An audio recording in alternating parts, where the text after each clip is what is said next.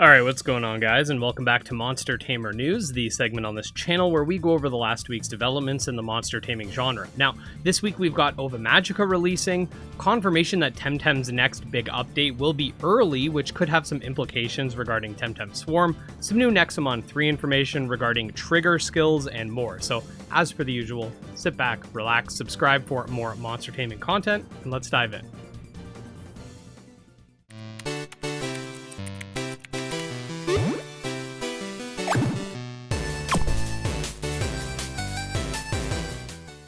Okay, so as stated previously, Ova Magica is going to be releasing in early access on July 23rd, which is tomorrow as of the time of this video going live. The developer Claudia was nice enough to give me an early key, so I will be posting a let's try for it on the day of release. That being said, as you probably know, Ova Magica is a farming and monster taming game where you raise and crossbreed various blob creatures, whilst also building up your farm and exploring different realms.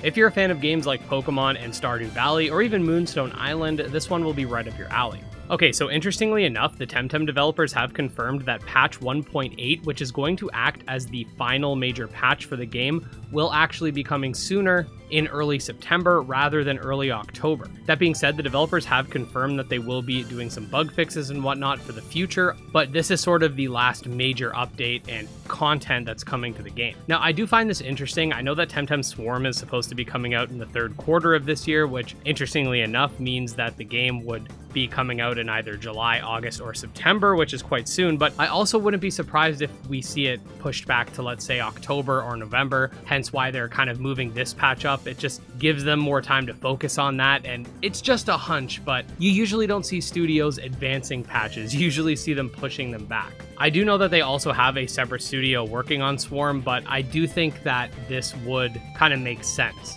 We got some new information regarding Nexomon 3. The developer had this to say. Nexomon Extinction's use of elemental powers largely felt like a development afterthought, probably because it was. A lot of wasted potential to interact with the environment. In Nexomon 3, most skills are triggerable and they can be equipped as a shortcut for the player to invoke at will. There's an obvious implication during combat, but for this post we're focusing on the idea of using them to interact with the environment. Still, I should make it clear that this is one of several components involved in the battle system, so yes, there is some degree of real-time action involved.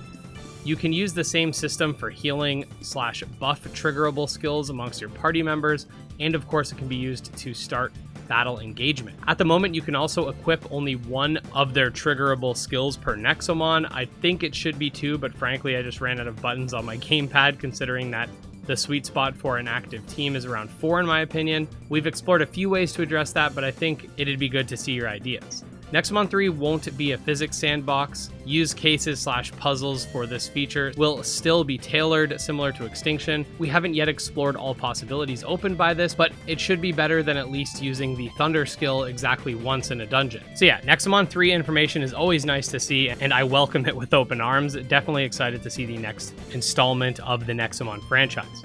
Next, we got some rapid-fire news for the updates that don't require a lengthy explanation. Firstly, the Creatures of Ava demo is back up. I'm not sure for how long, but it does say that it's your last chance to try it, so you might want to check that out. The Telefang English fan translation is almost complete, according to my sources. Stay tuned for more info.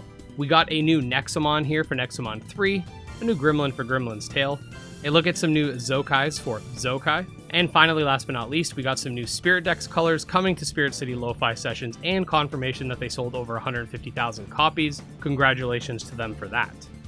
But yeah, that's pretty much it, guys. This week comes to a close. Stay tuned for tomorrow's video regarding Ova Magica, and if you want to stay up to date on all things monster taming, this is the place to be, so make sure you're subscribed if you're not already, and until next time, peace.